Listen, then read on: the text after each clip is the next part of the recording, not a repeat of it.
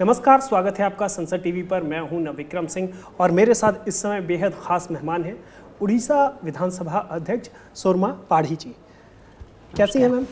बस बहुत बढ़िया, दिल्ली कॉन्फ्रेंस के लिए आई हूँ। CSPOC अपने आप में कितना अहम मानती हैं आप? जो भारत की लोकतांत्रिक विरासत है उसको एक तरह से प्रतीक के स्वरूप में CSPOC का आयोजन दिल्ली में हो रहा है, तो कितना गौरव का पल है भारत के लिए? निश्चित रूप से ये बहुत ही गौरव का पल है।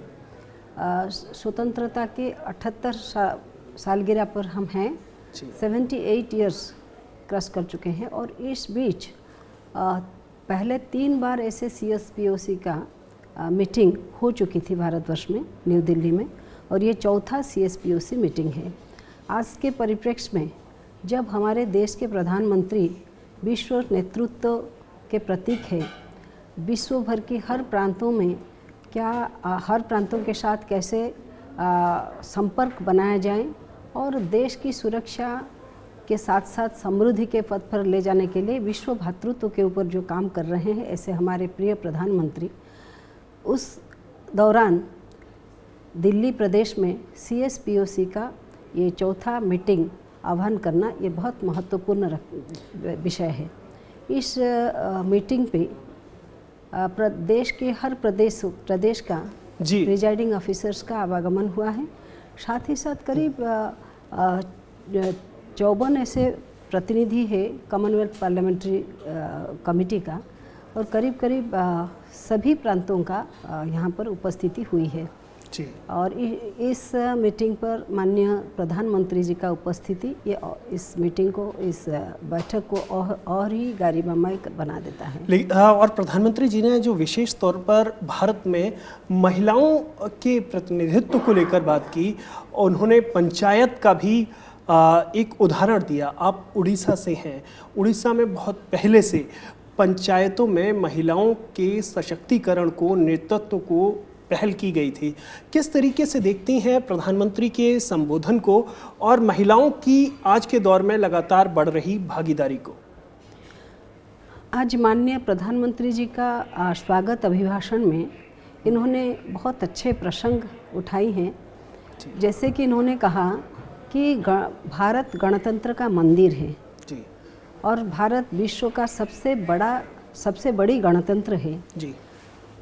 हमारा विरासत के बारे में उन्होंने बात रखते हुए विधानसभा और संसद हर क्षेत्र का जो कार्य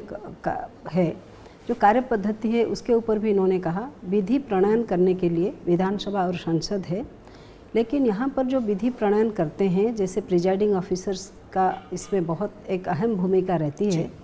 तो ये विधि प्रणयन करते हुए सबका लक्ष्य एक रहना है कि जो विधि प्रणीत होता है, इस विधि का अंतिम लक्ष्य है समाज के अंतिम छोर पर रहे आम आदमी तक सत्ता का सुख कैसे पहुँचे। इस विधि प्रणयन के माध्यम से इनके ऊपर क्या सकारात्मक प्रभाव पड़ रहा है, इसकी ओर ध्यान देना ही ये जवाबदेही होना चाहिए हर प्रिजाइडिंग ऑफिसर्स के लिए जी। ऐसे इन्होंने कहते हुए फिर वो महिलाओं के बारे में और आज की भारतवर्ष की महिलाओं का जो जनप्रतिनिधियों का जो भूमिका है जी, उसके बारे में भी इन्होंने बताया जी। उड़ीसा ऐसा एक प्रांत है जहाँ पर ग्रासरूट लेवल का जो प्रतिनिधित्व है उसमें 50% महिलाओं के लिए भागीदारी सुनिश्चित किया गया है। ये आज की बात नहीं, करीब 90 के दशक के बाद यह प्रक्रिया प्रारंभ हुई है। और उड़ीसा में आज भी जनप्रतिनिधि, ग्रासरूट लेवल के जनप्रतिनिधि 50% चुन के लिए स्थान सुनिश्चित है, लेकिन करीब 60% महिलाएं चुनकर भी आते हैं। और महिलाएं आज मानव संबल के 50% है जी। और इन लोगों के अगर विधि प्रणयन में इन लोगों का सहायक का भूमिका नहीं रहेगा तो कैसे चलेगा ये। और इनको आर्थिक दृष्टया, राजनीतिक दृष्टया अगर सशक्त नहीं बनाएंगे तो देश आगे कैसे बढ़ेगा।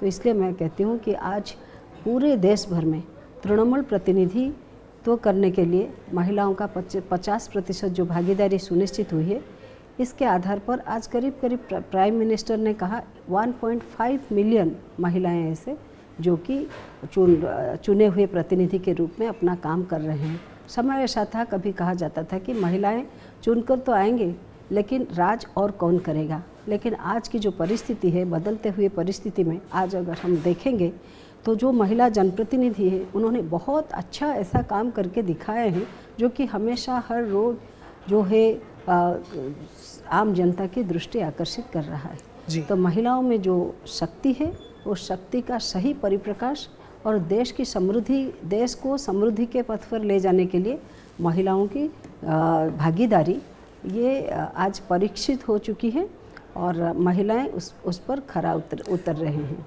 मैं आपसे समझना चाहूँगा कि एआई का, तकनीक का जो इस्तेमाल है, चूँकि CSPOC में भी एक अहम सत्र है एआई के इस्तेमाल को लेकर, तो तकनीक के इस्तेमाल ने विधानसभाओं में कामकाज को कितना बेहतर किया है? आपकी विधानसभा में भी क्या इस ओर में नई पहल की गई है? टेक्नोलॉजी के कारण आज पूरा विश्व एक गांव जैसा है। हर एक के साथ कनेक्टिविटी बहुत बढ़ गया है जी। इसके चलते जो विधानसभा और संसद में जो कार्रवाई होता है जी, उसका भी लोगों तक पहुंचना बहुत आसान हुआ है। मैं अपने उड़ीसा विधानसभा के बारे में बताऊंगी। विधानसभा को कैसे पेपरलेस कराना है, इसके लिए हमने काम किया है और पूरा डिजिटाइज्ड करने का काम भी हमने संपूर्ण किया है। हमारा विधानसभा को भी आर्टिफिशियल इंटेलिजेंस एनेबल्ड करने का जो कोशिश है, उस कोशिश में हम हैं। हम भी AI एनेबल्ड विधानसभा करना चाहते हैं। जैसा आपने बताया, AI का क्या प्रभाव रहेगा जी। वस्तुतः आर्टिफिशियल इंटेलिजेंस ऐसे एक विषय है जिसमें बिल्कुल पूरा का पूरा चाहे किसी भी प्रांत का हो, पूरा हिस्ट्री, इस दुनिया में क्या क्या है, हर चीज़ के बारे में AI जो है एक डिफरेंट यानी AI के डिफरेंट मैकेनिज्म के माध्यम से वो सब कुछ इंफॉर्मेशन में भरपूर है जी। तो इसी के साथ इस AI यूज़ करने के अगर हम करेंगे तो इसके माध्यम से हमको, जैसे मान लीजिए हम कुछ विषय पर और ज़्यादा अनुध्यान करना चाहते हैं, वो हम उससे भी कुछ इन्फॉर्मेशन ले सकते हैं। पूरे विश्व में कहाँ इस विषय पर, मान लीजिए पर्टिकुलर एक विषय पर हम जानना चाहेंगे तो पूरे विश्व में इसके बारे में क्या क्या सबका क्या राय है, उसके बारे में भी हम सब कुछ जान पाएंगे। ऐसे अध्ययन के लिए, अनुशीलन के लिए AI बहुत आवश्यक है और साथ ही साथ हम जो काम कर रहे हैं वो और कौन कौन से प्रांत में इसके ऊपर क्या कार्रवाई हुई है वो जानने के साथ साथ इसका प्रभाव क्या है, अगर AI के माध्यम से वो भी हम जान सकते हैं। तो इसको लेकर मैं कहूँगी, आज माननीय प्रधानमंत्री जी जो बताए कि इसको विधानसभा और संसद को और जवाबदेही करने के लिए आर्टिफिशियल इंटेलिजेंस एनेबल्ड करना ज़रूरी है, समय की ये मांग है, it's the need of the hour, वो प्रधानमंत्री जी ने बताया।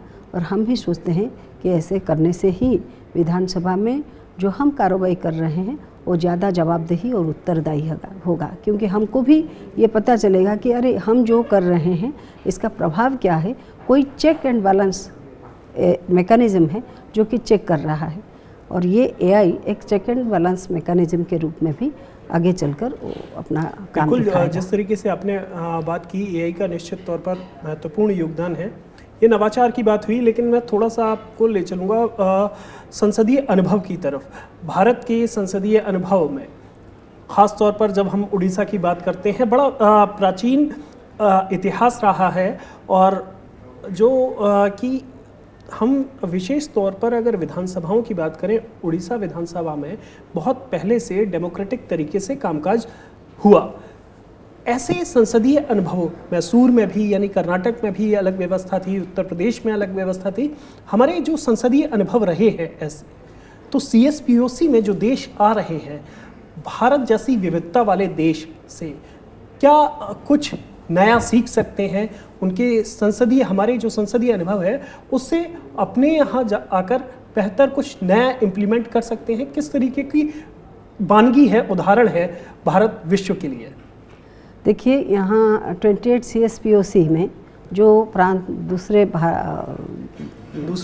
देशों के जो लोग आए हैं, कुछ लोगों के साथ ऐसे थोड़ी समय में बातचीत करने का मौका मिला। लंदन से आए हुए एक प्रतिनिधि बता रहे थे, क्या ये शहर आपका, हम सोचते थे हम बहुत ठंड वाले देश है, लेकिन यहाँ हमसे भी और ज़्यादा ठंड है जी। यानी वो लोग कंपेयर कर रहे हैं। ये एक बात सिर्फ नहीं, बाकी कुछ प्रांतों से ऐसे आए थे, वो हमारा दिल्ली के परिसीमा को देखते हुए, हमारा भारतवर्ष की परिसीमा को, भूगोल को देखते हुए वो बता रहे थे, हमें यहाँ आकर लगता है कि हम कितने छोटे एक प्रांत हैं जी। हम क्या कर सकते हैं जी। तो भारत का जो भौगोलिक स्थिति है, भारत का जो इतिहास जो है, उसके बारे में जानकारी लेते हुए वो दूसरे प्रांतों से आए हुए लोग ज़रूर प्रभावित होंगे। यह 1-2-3 बातचीत में पता चल गया है। 2 दिन का ये कॉन्फ्रेंस है। ज़रूर हम भारतवर्ष की कौन डिफरेंट सेक्टर का डिफरेंट विषय के बारे में जब चर्चा होगी और वो कुछ प्रेरणा लेकर ज़रूर जाएंगे। और ऐसे छोटा या बड़ा देश ऐसे विषय नहीं है, विषय है कि बाहर से जो लोग आए हुए हैं, आजकल की भारत की जो प्रमुख भूमिका रही है, विदेशों में जो भारत की नेतृत्व की जो चर्चा हो रही है, विदेशी राष्ट्रों के साथ जो हमारा संपर्क में द्रुत अभिवृद्धि हुई है, इसको लेकर के, जैसे अर्थनैतिक संपर्क हो या जैसे व्यावसायिक वाणिज्यिक संपर्क हो या फिर सुरक्षा संपर्कित संपर्क हो या फिर आदान प्रदान एक्सपोर्ट इंपोर्ट की बारे में जो चल रही है प्रक्रिया, उससे आज भारत सबके समक्ष एक आश्चर्य देश के रूप में है, उभर रहा है। सब लोग चाहते हैं क्या ऐसा भारत है जहाँ सब कुछ उपलब्ध है। विदेशों का जो अनुभव है, सब कुछ, यानी सच में भारत का जो सही दर्शन अभी हो रहा है। मुझे लगता है ये CSPOC मीटिंग में जो लोग आए हुए हैं, वो भारत को और अनुध्यान करने का मौका उनको मिलेगा, भारतीय गणतंत्र की अनुध्यान का मौका मिलेगा।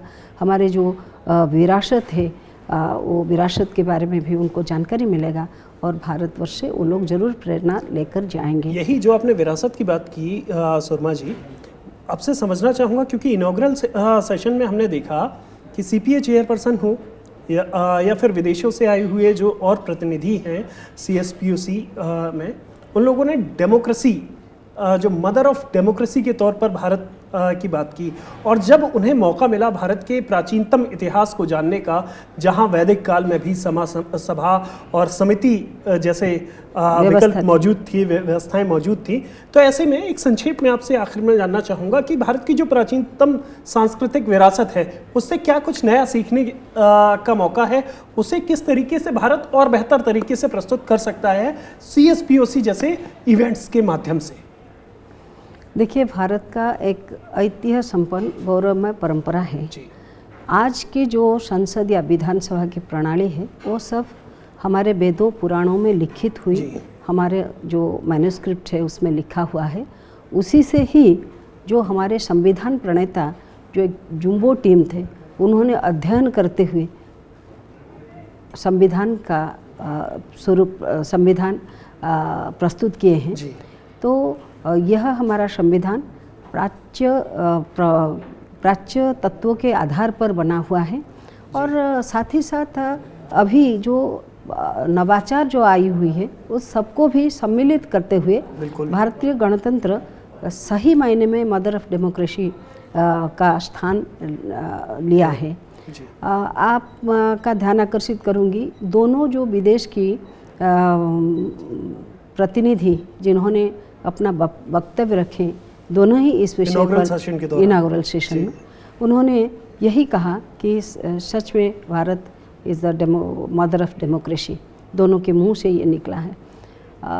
वास्तविक यह अनुभव मुझे लगता है ये सारे विश्व की जो है संसदीय व्यवस्था, वो भारत की ओर देख रहे हैं। एक पूरा इतिहास संपन्न, वैभव संपन्न एक इतिहास है भारत का, और साथ ही साथ यह गणतंत्र भी दृढ़ है, मजबूत है, और इसको भी और सुदृढ़ बनाने के लिए नवाचार के साथ भारत उभर कर आ रहा है। आर्टिफिशियल इंटेलिजेंस का उपयोग, डिजिटाइजेशन का, के माध्यम से पूरे विश्व का जो तथ्य है उस तथ्य को अनुध्यान करना और हमारे जो विषय है उस विषय को विश्ववासी को बताने में हम सफल रहे हैं। इसलिए मैं कहती हूँ भारतीय संविधान सबसे परे है और इस संविधान की प्रणेता जो है उन सभी के बारे में, इस संविधान की प्रयोगकर्ता जो लोग हैं जैसे कि प्रिजाइडिंग ऑफिसर्स हो या निर्वाचित प्रतिनिधि हो, वो लोग विधि प्रणयन के साथ साथ उत्तरदायी रहेंगे और उसको परिपालन करने वाला जो प्रशासक वो भी उत्तरदायी रहेंगे। तभी जाकर भारतवर्ष 140 करोड़ जनता के जो विशाल देश है वो विश्व का नेतृत्व लेने में सफल होगा। निश्चित तौर पर जिस तरीके से आपने बात की सुरमा जी, एक तरफ जहां भारत के लिए ये एक बेहतर मौका है भारत की प्राचीनतम सांस्कृतिक विरासत से दुनिया को रूबरू कराने का, वहीं आधुनिक भारत की जो जर्नी रही है, जो हमारा संवैधानिक इतिहास रहा है, उससे भी दुनिया को रूबरू कराया जा सकता है। ये वही मौका है जिसमें दुनिया भर के प्रतिनिधि आकर देखेंगे भारत के नवाचार को भी। मैडम बहुत बहुत शुक्रिया हमारे इस कार्यक्रम से जुड़ने के लिए सुरमा पाढ़ी जी। और हमारे इस कार्यक्रम में इतना ही। आप हमारा ये कार्यक्रम संसद टीवी के YouTube चैनल पर भी देख सकते हैं। मुझे दीजिए इजाज़त, आप देखते रहिए संसद टीवी।